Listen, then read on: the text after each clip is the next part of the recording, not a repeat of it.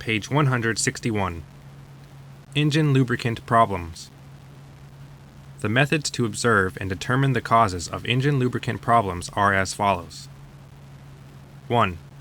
The lubricant pressure gauge of the engine indicates low or warning signal lights. Too little lubricant. There is some leakage at some joints. Use low-quality lubricant. This causes the viscosity of lubricant to be lower, corresponding to increase in temperature.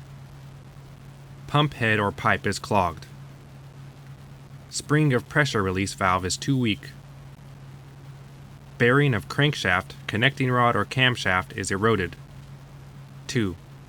Pressure gauge does not show the valve or the warning signal light all the time. Pressure gauge or pressure switch is defective.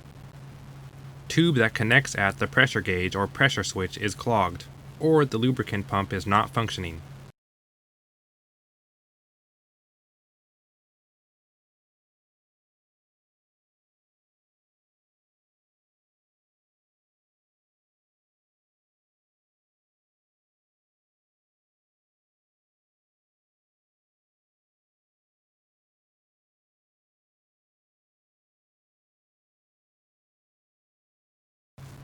Page 162. Too little lubricant, so the lubricant pump cannot pump it up. 3. The engine consumes too much lubricant. It needs more refills than usual. Lubricant leaks from the engine such as at gaskets, oil pan, valve gaskets, crankshaft seal, and/or the lubricant filter.